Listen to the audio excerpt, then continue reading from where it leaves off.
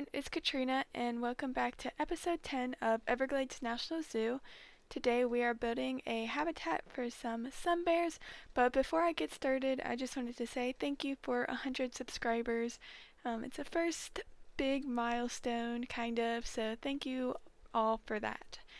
And now moving on to today's episode, we're, like I said, building a habitat for the sun bears, which is one of the new animals we got in the Southeast Asia pack.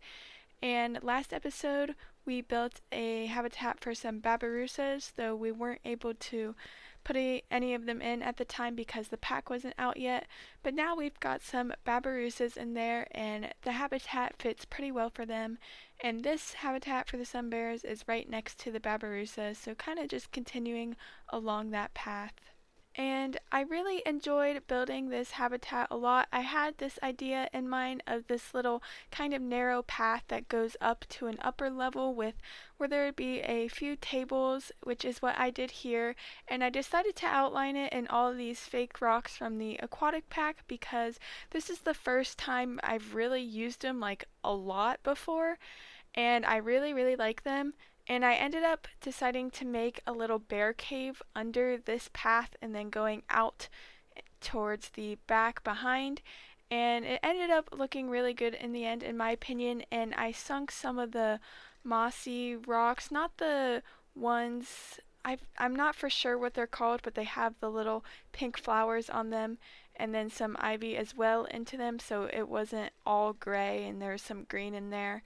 And I really like how it turned out in the end. And then I didn't want to do I always do a lot of rocks, but I didn't want to do it all rocks for this part. So in the part at the top where it's a little rounded off and it's that more open area, I ended up outlining it with a bunch of logs going all the way around just to give it a different texture.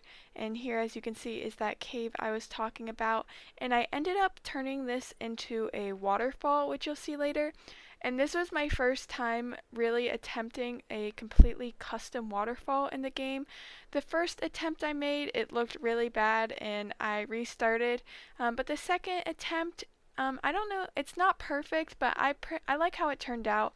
And I think it fits this area well because there's just like a little open area that when you walk past on your way to the sun bears, you can see this waterfall. And I think it looks really good at the end, and I added some lighting, some colorful lighting at the end as well, which I think looks pretty cool in this area. And one thing I did not get to this episode was making any custom billboards because I was super busy this week, but I do, when I get the chance, want to make a bunch of custom education and advertisement around the whole zoo. I just really need to get around to that, so no custom billboards in this episode, but hopefully I can start adding those around the zoo pretty soon because I do have some ideas that I would like to implement in the zoo.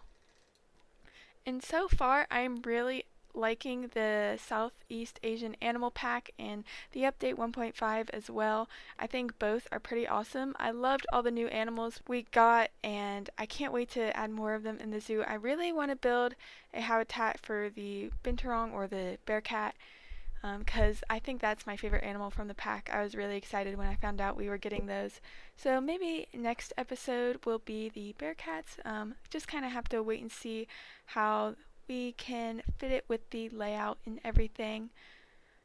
And with the update 1.5, with the how you can now change the color of the water, there's actually a preset watercolor called Everglades, and I tested it out by the seals where it was a little darker, and it's really green, like it almost looked a bit unnatural, so I didn't add that right away. It might have been the lighting because it was pretty dark, so that color might look better in the marsh area when we get there instead of in the swamp area where it's a bit more shaded and it looks more opaque almost.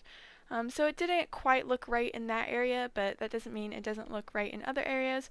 But I still will go around eventually and test some different watercolors just to make it seem a little more swamp-like and kind of get that vibe we've been going for.